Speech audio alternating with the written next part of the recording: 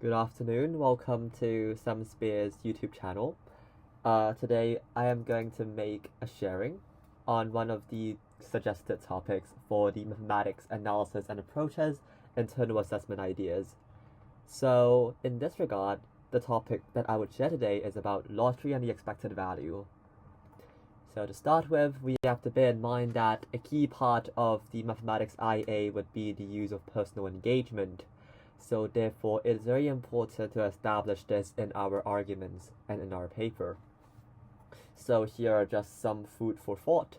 So for example, how would you link up probably gambling and buying lotteries with your personal experience?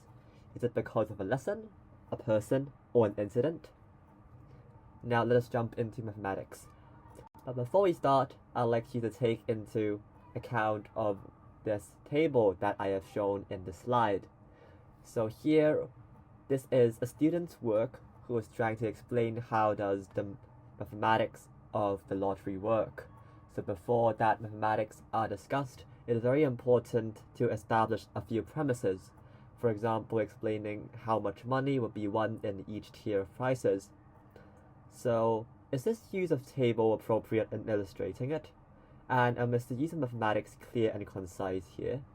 For example, you could see that here the multiplication symbol, the x, is actually not very mathematically well written, but instead just written using the letter x. These would actually be penalized maybe or taken into consideration by your teachers. However, going back to the topic, we know that the Mark 6 lottery here is a 6 out of 49 lottery game with 6 normal numbers and a special number.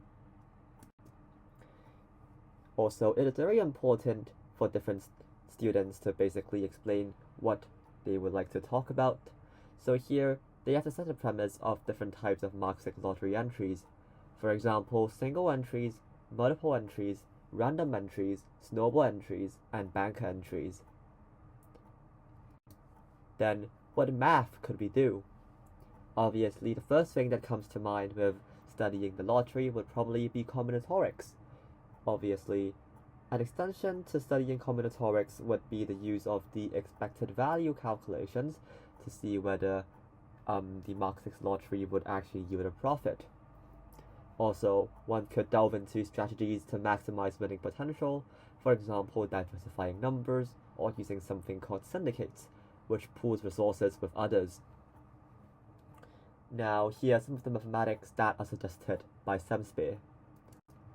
Firstly would be the use of combinatorics.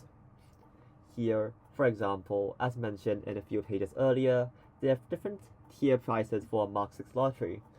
Then maybe you could consider to calculate the theoretical possibility of winning each tier prize. A link is pasted here for you to verify the answers. Then it is also very important in mathematics IA to show evaluation and critical thinking, as it is also assessed as a personal engagement as well as showing your genuine understanding of the topic. Here are some guiding questions. For example, how are combinations and permutations defined? And what is the difference between them? And how can the concepts of combinations and permutations be extended to include repetitions? And what are the implications for counting the outcomes? Then, how would you apply the formula for expected value? Moving on, these would be the extensions of the study of the topic. For example, this is a student's work. So a guiding question would be, we could buy more numbers, and how does it affect the expected value? So it is your task here to understand what a number of lines mean in this case, in this table, and how would you actually get the results of these fractions. It is very important to note that you have to provide adequate justification instead of just showing the values. Another thing that you could take into consideration is the idea of thought design.